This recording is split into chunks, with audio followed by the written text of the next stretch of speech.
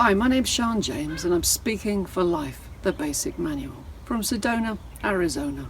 I'd like to share, as part of our Sacred Landscapes playlist, a few tips I've picked up over the years on how to engage with this remarkable and to many sacred landscape. The first time I came to Sedona was over a decade ago. I arrived at night, my husband brought me, I'd never been here before.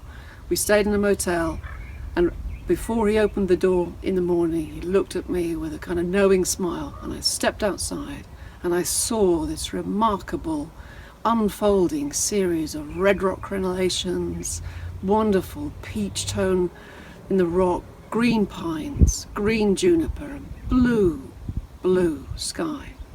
And I felt tears of gratitude come to my eyes. I recognized I was in a remarkable place.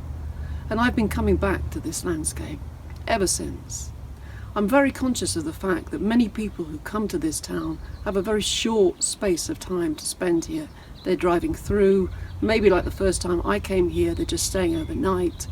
Sometimes it's hard to get the best of the experience when you've only got a very compressed amount of time to enjoy it. So these are my kind of very basic tips. 1, plan ahead. There's a lot to do here, so think about what it is you're going to do and what it is you really want to achieve by being here.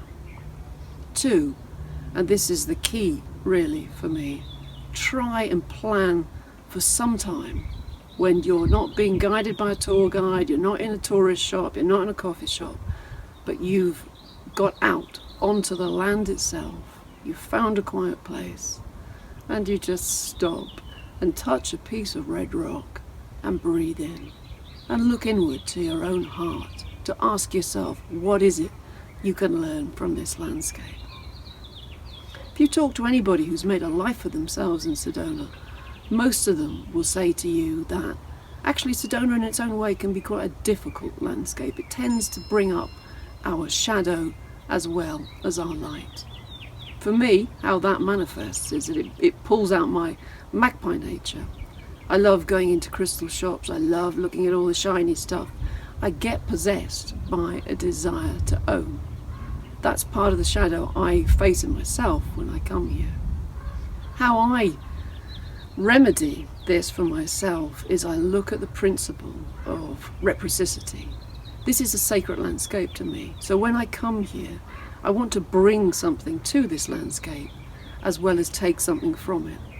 Whenever I hike here, if I see any trash, I'll pick it up, I'll hike it back out with me whether or not it's mine. If there's something useful I can do in the community here, I'll do it, even if it's just a charity donation. If there's an organization I can be a part of that's going to help protect this fragile, stressed ecosystem, then I'll do that. It's that fundamental underlying idea of give and take.